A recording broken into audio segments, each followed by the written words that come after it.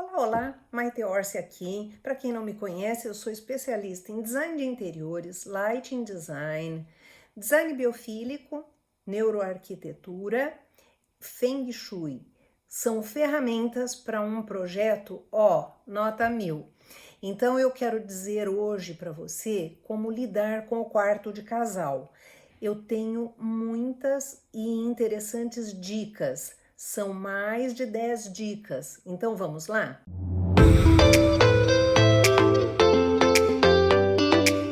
Então a dica número 1 se prende ao layout. Vou mostrar aqui a planta com a ajuda do meu amiguinho. Vocês gostaram dele? Ele vai me ajudar a apresentar para vocês, com a ajuda de um desenho de layout, para você entender a questão da posição da cama. A cama tem que estar extremamente bem posicionada em relação às circulações de energia. Quais são? A porta de entrada para o quarto e as janelas. Então, nós vamos olhar isso aqui no detalhe. Então, vocês estão vendo que aí a gente tem uma porta que não coincide com a posição da cama, que está na lateral, e com isso você tem uma entrada de energia rápida. Estes conceitos estão sob o conhecimento do Feng Shui ou Feng Shui, e esta entrada de energia rápida, ela de uma certa maneira, ela atrapalha o nosso relaxamento, porque a energia, estando acelerada, como que nós vamos acalmar, relaxar, diminuir o ritmo? Esse é um dado muito importante. Então, esse é o primeiro item. Então, a segunda dica são os espelhos. Os espelhos, eles têm um papel muito importante, eles são multiplicadores. Eles, na realidade, precisam ser muito estrategicamente colocados. Existe o recurso de usar o espelho para aumentar o espaço, para multiplicar o espaço. Mas, por favor, cuidado no quarto, quando nós usamos paredes espelhadas ou armários espelhados, refletindo a cama, o nosso sono será um sono superficial. Por quê? Qualquer entrada de luz que possa acontecer, ela irá manifestar-se em qualquer movimento como uma reflexão daquele movimento. Isso chama atenção, isso perturba a nível inconsciente.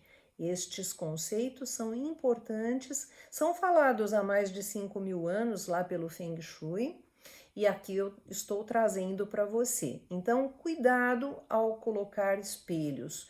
Dirija o espelho sempre para uma superfície oposta à da cama, não a cama em si.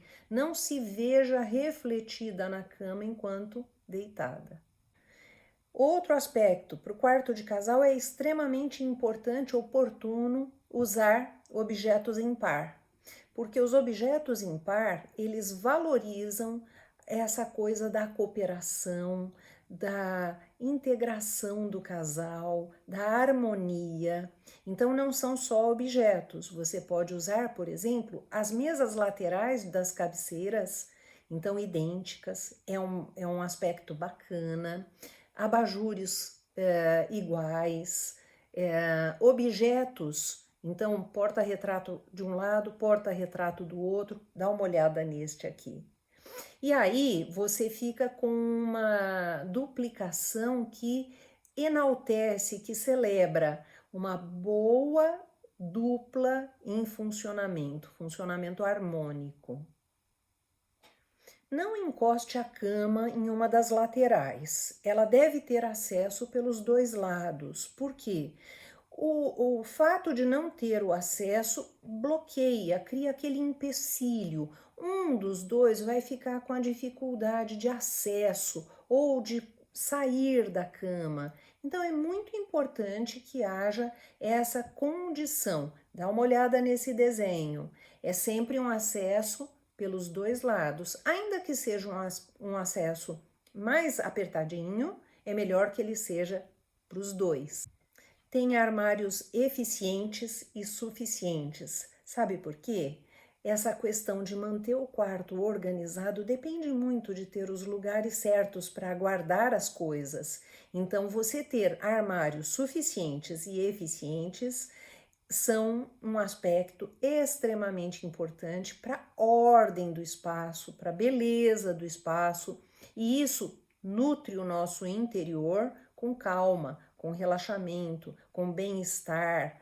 Por quê? A bagunça, ela é um ruído mental, ela está nos atrapalhando, algo que fica toda hora sinalizando que tem que ser arrumado, que tem que ser organizado. Então, nós podemos, com certeza, através da nossa rotina, nos livrar deste problema. Não use ventiladores sobre a cama. Se você for usar ventilador, use lateralmente. Use peças móveis que você possa direcionar, né? Porque ele sobre a cama, ele cria uma compressão e essa compressão normalmente nos afeta inconscientemente, dando uma sensação de insegurança. É tudo que nós não queremos na hora de dormir. Na hora de dormir, nós queremos calma, nós queremos relaxamento e segurança. Esse é um dos pilares do bom sono.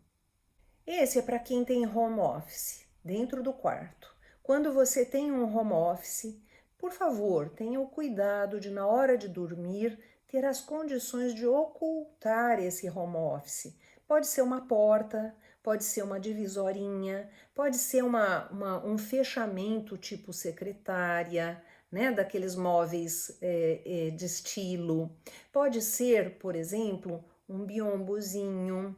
Então, deixe o trabalho de lado.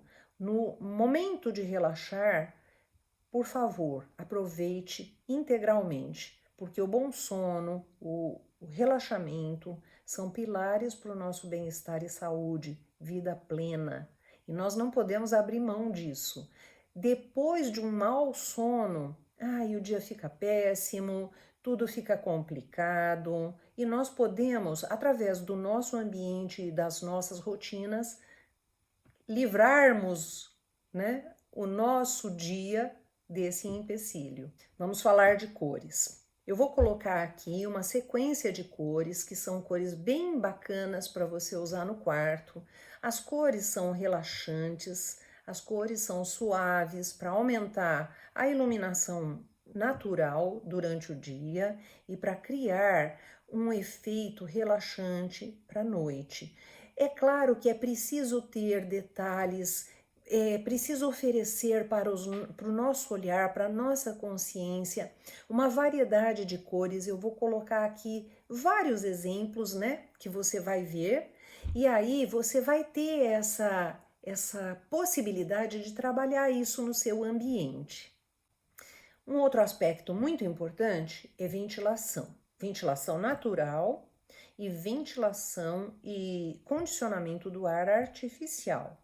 Então, se você mora num lugar que tem muito calor ou que tem muito frio, você tem que ter muito cuidado, porque na realidade uma temperatura excelente para o descanso é 18 graus, onde o seu metabolismo já faz aquela pequena queda para poder realmente dar as condições do sono, né, ser induzido, e essa temperatura ela deve ser controlada.